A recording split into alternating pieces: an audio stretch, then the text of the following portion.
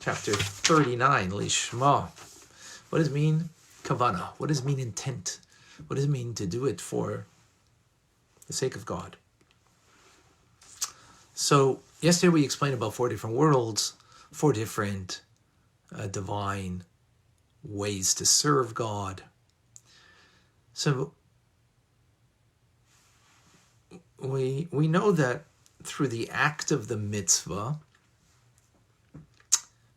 what do we do through the act of the mitzvah? We bring God into the world, right? Because through the act, whether verbalizing words of prayer, verbalizing words of Torah, physically putting on your tefillin, physically, doing the act of being charitable, and all the physical acts of mitzvahs, we draw God into this world. And what do we do with that? We make a dwelling place for God in this world.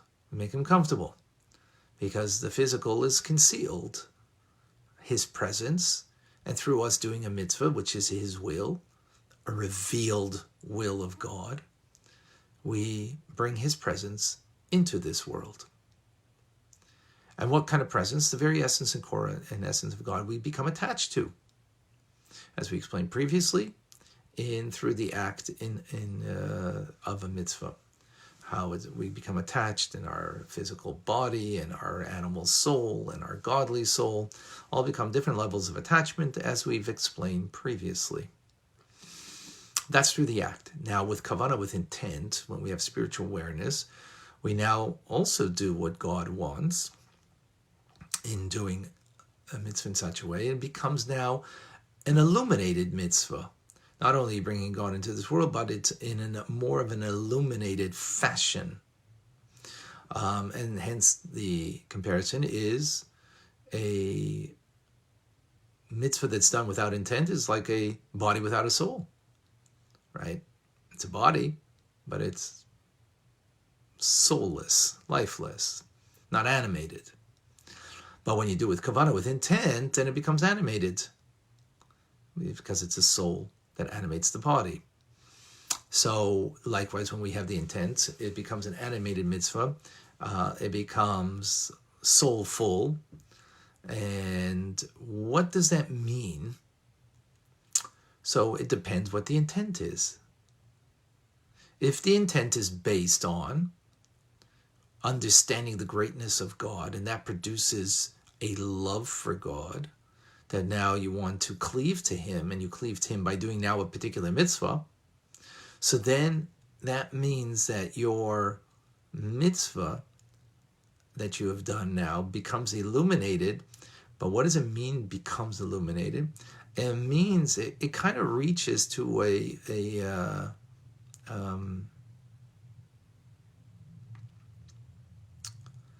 it reaches to a world, a spiritual world.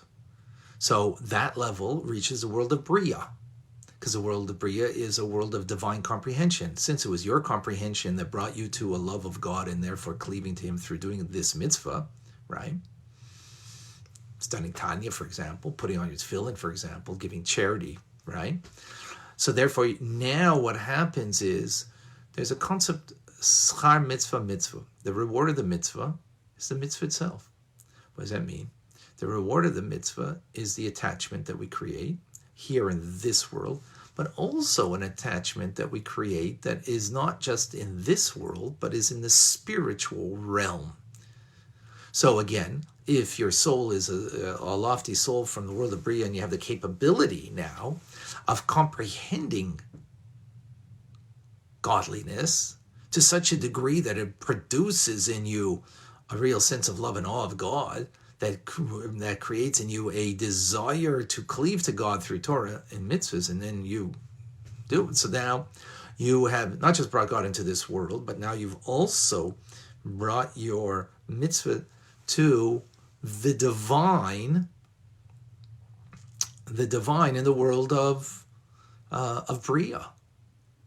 If you're motivated, your motivation, your intent is not based on your comprehension, right? of the greatness of God, the greatness of this mitzvah, the greatness of, of godliness, but it is, some kind of appreciation that brings out in you your inherent love of God that is based in your soul, the instinct that your soul has towards God. Now, we have that instinct in our godly soul to want to cleave to God, but it's covered over with covered over with an animal soul and a body that has a different agenda. So now that we are able, through the intent, to reveal and to allow the divine soul's love to emerge, and that's what motivates me to now do this mitzvah, studying Tanya, for example, right?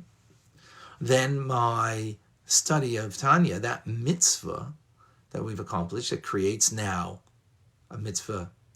The word of the mitzvah is the mitzvah, meaning the attachment that we're now attaching not only in this world, but we're attaching also our soul in the world of Yetzirah. That now the mitzvah that I have done has now gone to the godliness of that world, which is the world of Yetzirah, is the world of divine emotion. Right? Since my divine emotion is now became from an instinctual place of my soul, so it goes to the world of Yetzirah, the world of the divine emotion, and which is a lower world than the world of Bria, and it's there. Now, what does it mean? It's there. It's there for eternity, because it's touching the divine. It's touching the divine of those worlds.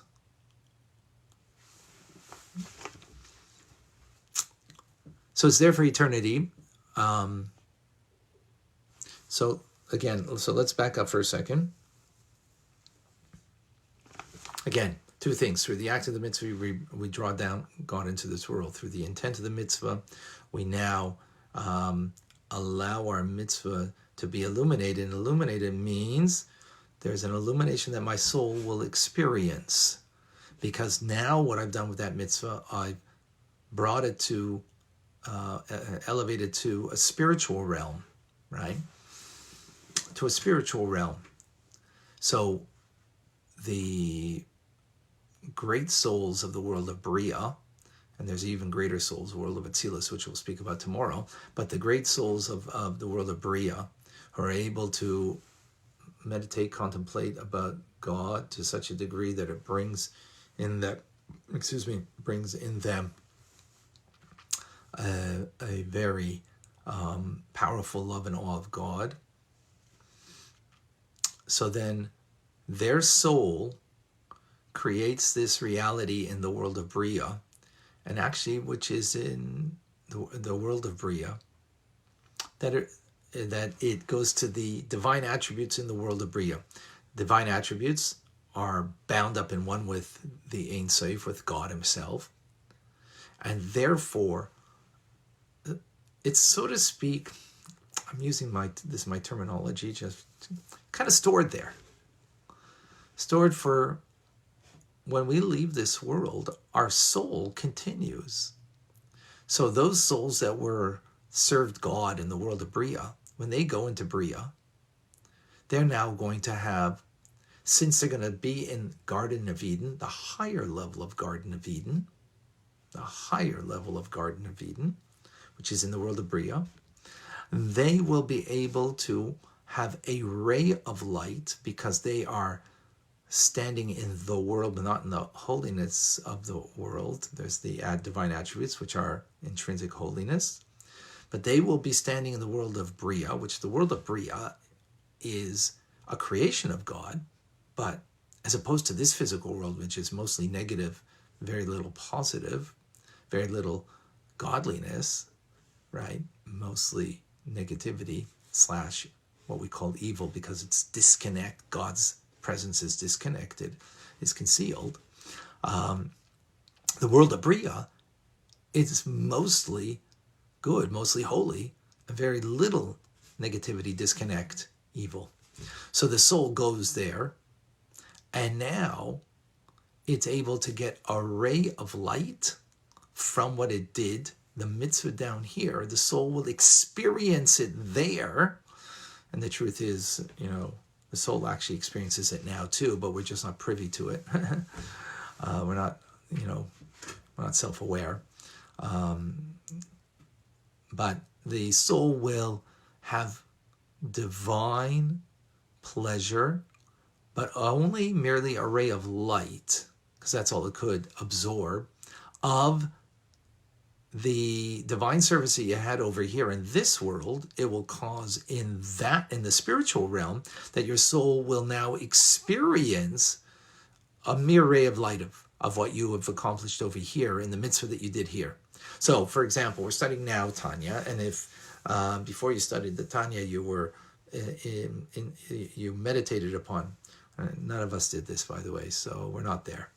But because this is speaking about righteous people, 1-star general, not the 5-star general, but the 1-star general, and is just briefly, because they're so lofty in their comprehension and understanding, that they briefly can meditate upon the mitzvah they're about to engage in, and that leads them directly to a love and awe of God, not through a whole process.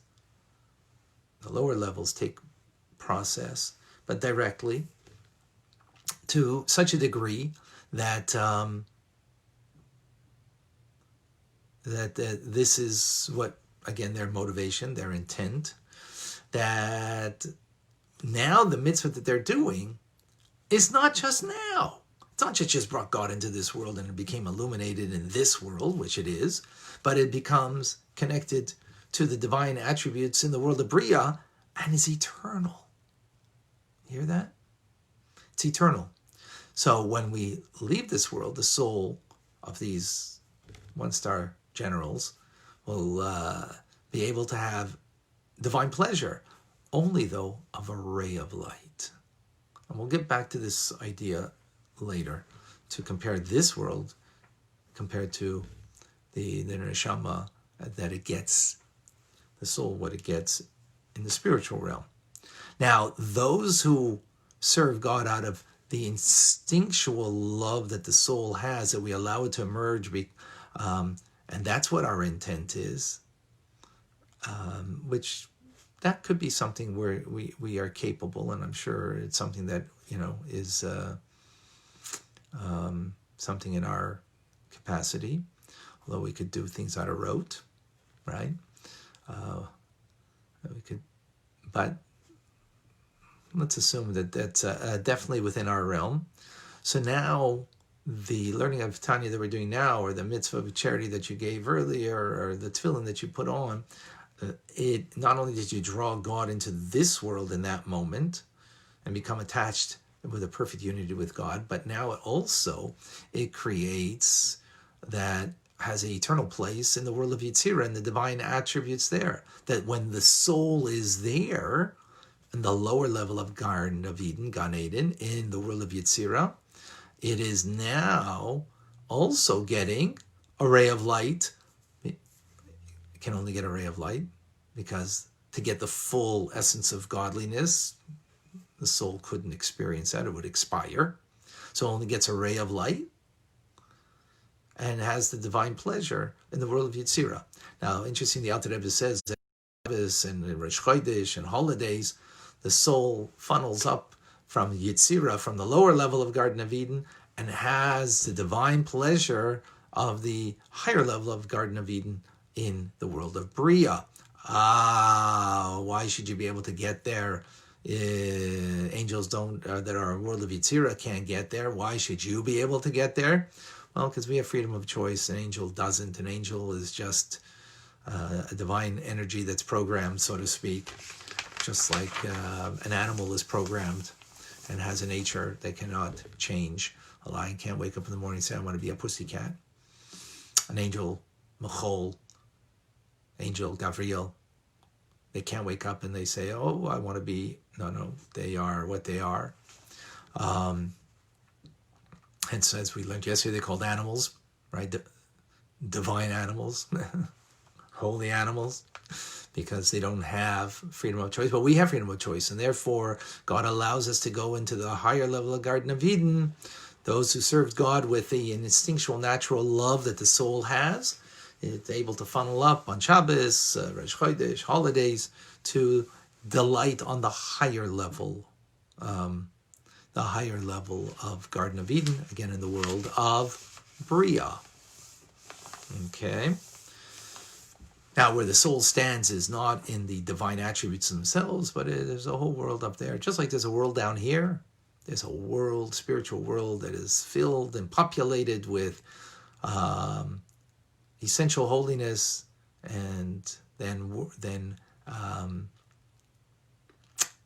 created things, shall we say, at a spiritual, loftier level than this world, but also created things. And that's where our souls are in Gan Eden, and are able to have the pleasure of what we accomplished in this world, a ray of light. Now, by the way, the Alter Rebbe say this here. I don't know if he says it in this chapter at all, if I remember. Give me a second. Sorry.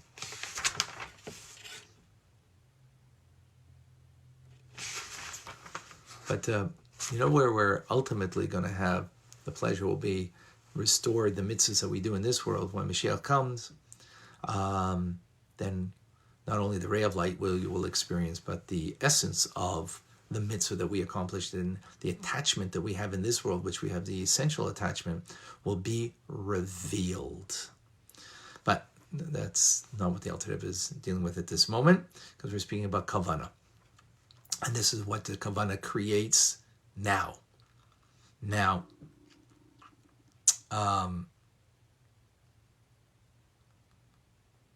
So what comes out like this, interesting. And the Alter Rebbe explains to us that based on this idea, so now we can understand the teachings of the sages that say in Pirkei Avos, in the ethics of our fathers, that says the pleasure that the soul will have, one hour of pleasure that the soul will have in Gan Eden is so much greater than all of the suffering that we have in this world. Even 70 years that Job had of suffering, it's worth to have that pleasure. It'll be so phenomenal, that pleasure. Right? So the mitzvah that we do based on this will create a great divine pleasure that the soul will experience in Gan Eden. At the same time, the Mishnah then says that, sorry, one second.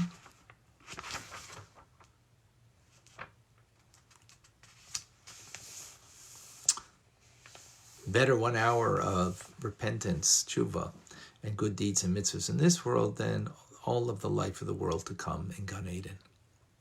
How could that be? If we just got finished saying that in Gan Eden our soul will experience that's what it can't experience here, the divine light of God that is so powerful that we only get a ray of it, but the mitzvah that we accomplished over here, the reward we get over there, of the reward means, what does reward mean? Means mitzvah accomplishes a mitzvah. The reward is the mitzvah, meaning you're not getting. It's like clean up your room. You tell your 7-year-old son, daughter, and you're going to get an ice cream cone afterwards. The ice cream cone is not a direct result of cleaning the room. Nothing to do with it, right?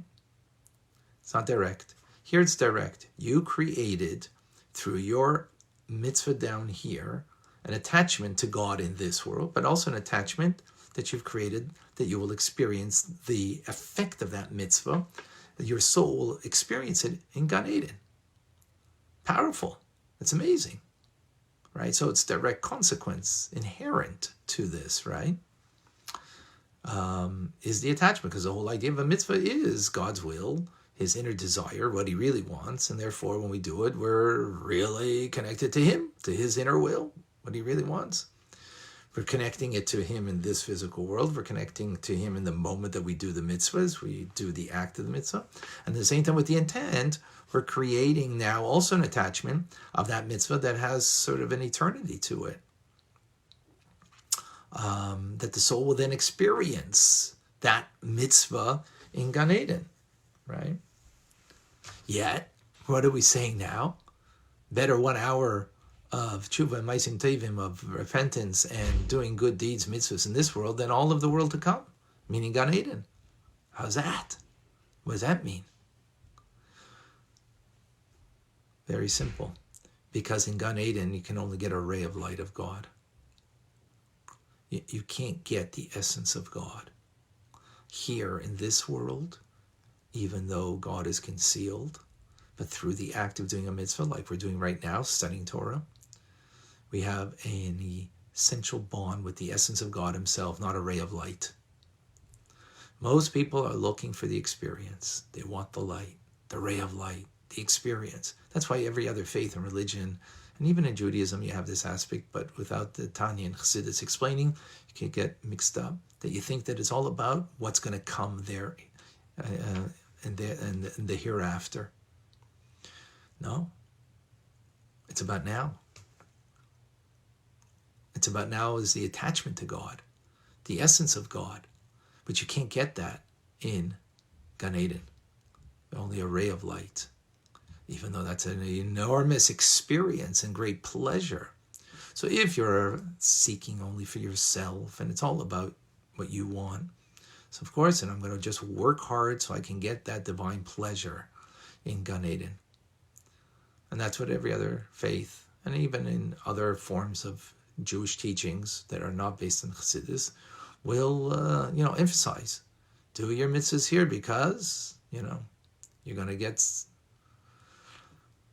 But no, that's not the ultimate truth. The ultimate truth is better this world, because in this world, we can bring the essence of God into this world and attach ourselves to it. It's concealed and we don't feel it. Like, we're not... Maybe we're feeling inspired because of the teachings are touching a deeper core in me. Maybe I'm feeling warm and fuzzy and feel, wow, this is amazing and so on. And, but that's not a divine attachment that we're talking about. It's beyond what our eye can see and what we sense. Our soul, divine soul, is experiencing it, but we're not attuned to it. It's not my reality. That I'm, great, tzaddikim, yes, but not us. Yet this is better, because then you're having a divine, essential bond, the essence of God, rather than a ray of light of God. Now, ultimately, where will that all come together? It's times of Mashiach, and that's what we need, especially in these days. That in Mashiach, we'll have an essential bond with God, not merely a ray of light as the soul will experience in Gan Eden, but the essence of God will be revealed in a way that we will not be abolished, nullified, that we'll be able to contain and maintain that essential bond and connection with God. But right now, what do we got? So that's the dichotomy. Phenomenal idea. I hope everybody got that. A lot to live with. So even though, we're creating that divine ray and light for Gan Eden, there's an eternity to it, that when we do leave this world, there is that divine pleasure that the soul will have.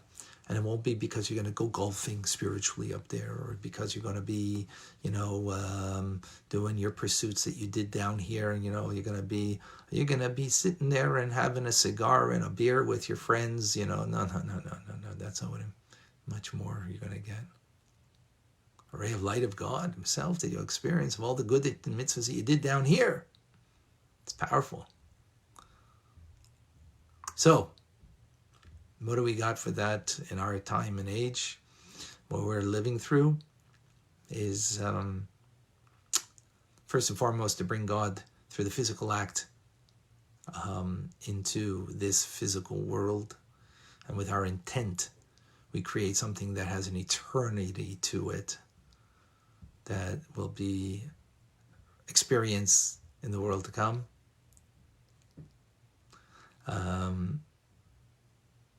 Will experience in the world to come, and is experienced by our soul in a certain, now even, that ray of light, to some manner. And with the ultimate Mashiach. And this is what we're living now, is, we say we're not going back to what we came from. That's true. But the only thing we should come to is to Mashiach. This is a new world order. The whole world is affected by Corona. Corona is Karan, which means crown. It's the crown of Melech HaMashiach. That's the only thing that can come out of this. So let's do our mitzvahs, that we bring God into this world, and we have, through the illuminated intent, we create something that has a infinite light that is there, and it will bring ultimate healing physically and spiritually to all those in this world, and to bring the ultimate redemption, Mashiach, now. Folks, something to share. Just a reminder, a few things. Sunday night on Chabad ZK Facebook, Chabad Zichron, we'll have a class on Pesach that you can join us. As a matter of fact, there's a lot of things that that's going on, especially online now, because that's how we connect.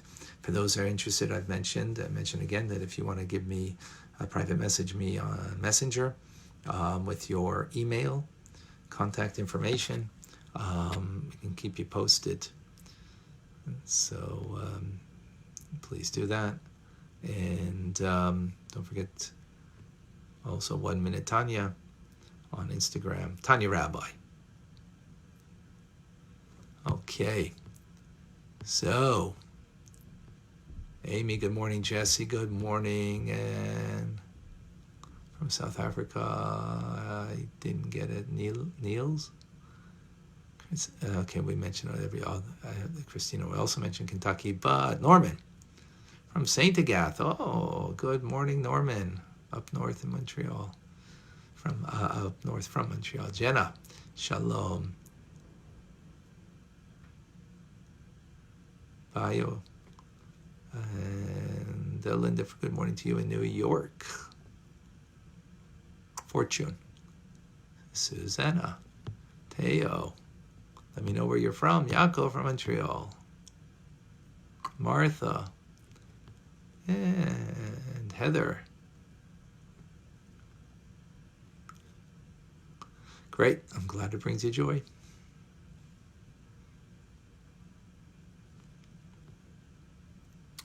From Vancouver, Washington. New Yorka. I'm sure I got that wrong. Anna. Sandy. Good morning, Sina. Linda asks, where do the souls of non-Jews go after they leave this world? Also to the spiritual realm. Remember that the Alter Rebbe is speaking here to his Chassidim and followers, and to the Jewish people. So there's also some concept like that. I don't know the precise measure of it, but as we do know that non-Jews will have a part in the Messianic redemption, will be there in the times of Mashiach. It's not just for redemption of this world for the Jews, but for all people. So in a similar fashion, there's also, but the specifics, I'm not certain. Good question. Yeah, sorry. Gonna get a lot better than beer. Beer is a physical, for some people at least, a physical pleasure in this world. Can anybody tell me what's the difference in the pleasure between learning Tanya and a beer, or a sweet apple, or something that you like? to eat. The sweet apple, the beer, it's gone as quickly as you finished it. The memory is not the memory. You remember the taste on your palate. Nah. Maybe you remember the group that you were with and having a good time with. You could remember some of the, but the learning Tanya, the sweetness of it, the divine, the connection is there for eternity. In us, like the fact that we learned it, is that the sweetness of it we carry with us throughout the day. Our day is a different day. Angelina.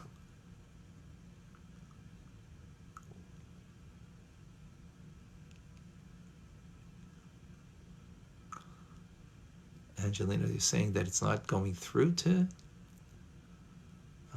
okay, I'll have to take a look. It should be.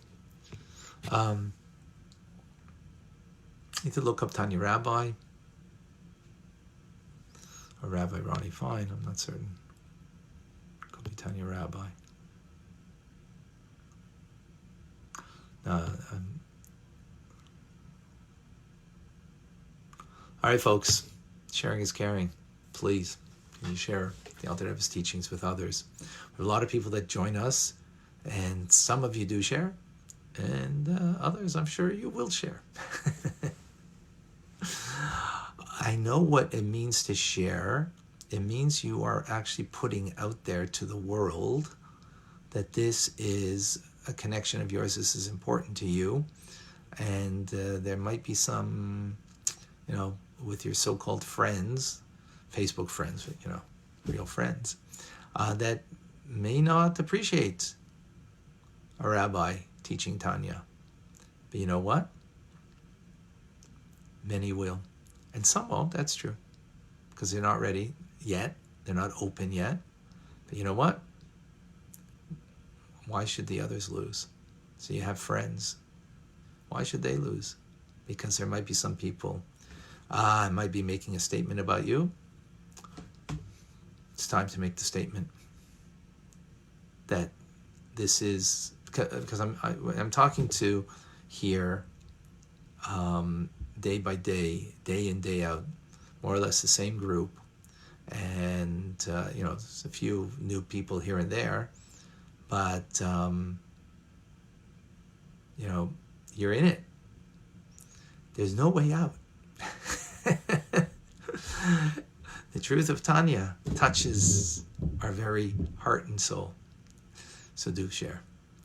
I'm Rabbi Ronnie Fine, coming to you from my home in Montreal, Canada, where it's a privilege and a pleasure to share with you, Tanya. Have a wonderful, great day.